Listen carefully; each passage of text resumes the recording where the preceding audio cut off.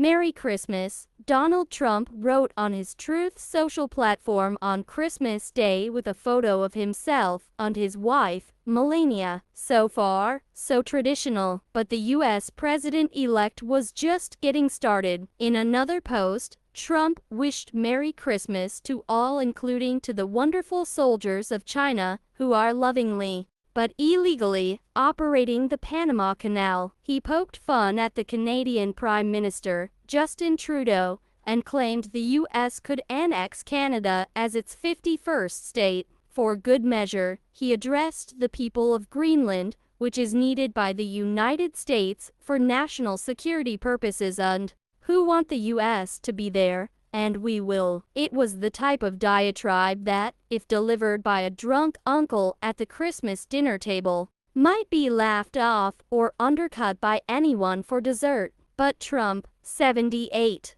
is less than a month away from accessing the nuclear codes and commanding the strongest military in the world. No one is quite sure whether to take him literally or seriously, or both. Notoriously mercurial and whimsical, this is the man who, it was once said, does not play three-dimensional chess, but more often than not is just eating the pieces. There are also suspicions that Trump is looking for leverage as part of the art of the deal, and that the former reality TV star is grabbing headlines to look strong at home and abroad. Reed Galen, president of Join U.S., a pro-democracy coalition, said, "The guy's been a troll for nearly 80 years. The problem is now he happens to be a troll who is about to run, again, the most powerful nation that humanity has ever known. He wants to do this because he wants outrage. He wants, to the extent that he thinks he can induce it,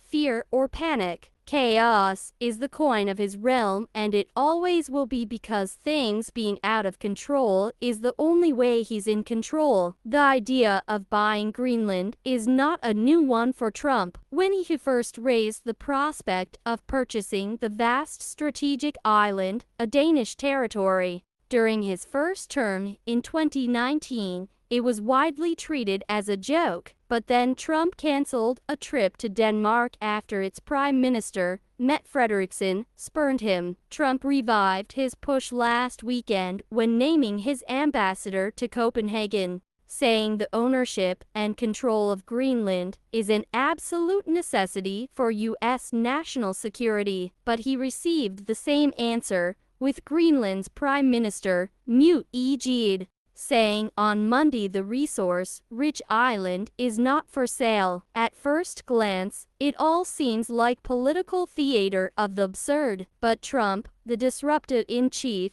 has made a habit of turning the unthinkable into the thinkable into the inevitable. Galen said, "We should take him seriously. If he shows up in Copenhagen with a $1 trillion check for Greenland, maybe the Danes will take it, I don't know. But remember, too, this is a guy who's never actually paid for anything in his life, so whenever he says, 'I want to buy it,' that's not how it works." Meanwhile, the president-elect has also taken aim at Panama. He condemned what he called unfair fees for U.S. ships passing through and threatened to demand control of the Panama Canal be returned to Washington. Trump said last Sunday, "If Panama did not agree, then we will demand that the Panama Canal be returned to the United States of America in full, quickly and without question." He also hinted at China's growing influence around the canal,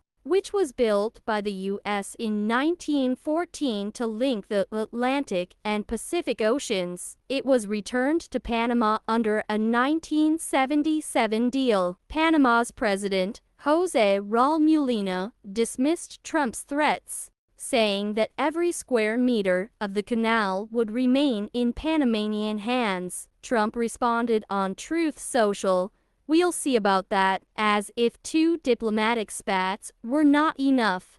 Trump has repeatedly teased neighboring Canada that it would be a great idea to become the 51st U.S. state. Against a dark backdrop of threatened tariffs, He has also mockingly referred to Trudeau as governor, a title used by the top elected officials in each of the 50 U.S. states. Canada has sought to turn the other cheek. In an interview with Politico's Playbook Deep Dive podcast, Kirsten Hillman, Canada's ambassador to the U.S., said, "I think that the president-elect is having a bit of fun. Canada can take it, you know. We have a strong sense of who we are and we can dish it out." Indeed, Trump made plenty of rash statements in his first White House term that came to naught, including nuking hurricanes to stop them hitting the U.S. and suggesting the injection of bleach to cure COVID. The second time around, however, feels different. Dubbed an American Caesar, Trump seems bolder, better organized, and more intentional. He now understands where the levers of power on pressure points are and is surrounded by more pliant loyalists, whereas his first approach to Greenland was based on the instincts of a property developer.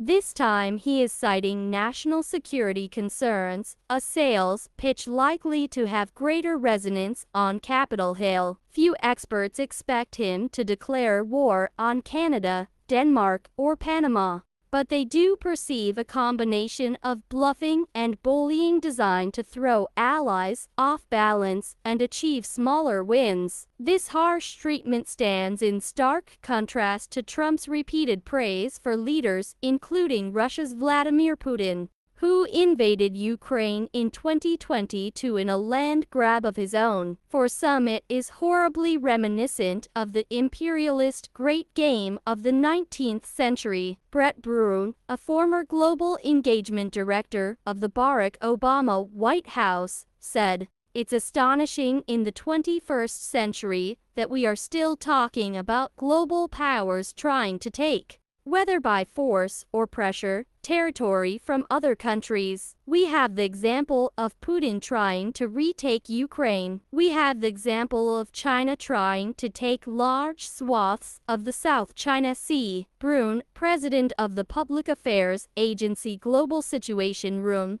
added, "Now we have Trump, who essentially is trying to force both Greenland and Panama to give up territory against their will. And that violates every fundamental principle of both international law and international stability. It opens a Pandora's box of crises that would likely not be contained. Because if Trump can threaten other countries' borders, then Recep Tayyip Erdogan of Turkey and Mohammed bin Salman of Saudi Arabia and a whole host of other unsavory leaders are going to do likewise." Trump's saber-rattling at Panama and reported plans for a soft invasion of Mexico, targeting drug cartels through cross-border special forces operations or drone strikes, are likely to stir bad memories of the U.S. among Latin American leaders and could push some into China's embrace. In 1973, for example, the U.S. instigated a coup against Chile's then-president, Salvador Allende,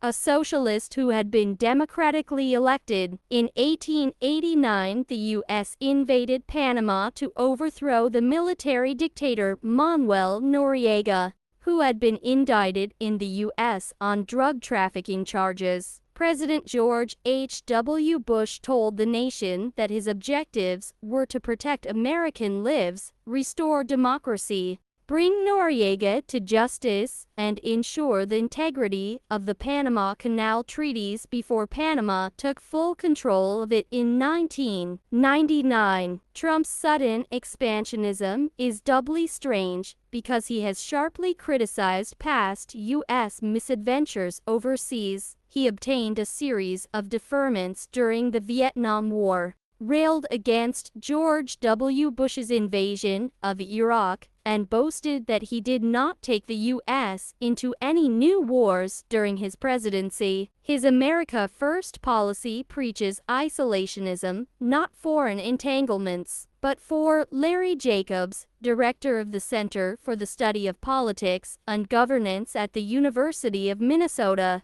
There are echoes of President Richard Nixon's madman theory, embracing irrationality to keep adversaries guessing and on the defensive. He is making a series of outrageous, impossible threats. Jacobs said, "We're going to buy Greenland. It's not for sale, it's a sovereign country, it's just ridiculous." What he's done with Canada is in a similar land of make-believe, the Panama Canal. That's been settled for decades now, but it's all a tactic in his mind for how to disrupt the status quo and improve the bargaining position of his White House. With Joe Biden rapidly becoming the ghost of Christmas past, Trump is the ghost of Christmas future for the next 4 years. Jacobs warned, "It's an appetizer before the main course with Trump. This is going to be the presidency again. It's about chaos. It's about unpredictability. It's about a kind of madman approach to the most powerful office on planet Earth. It's terrifying."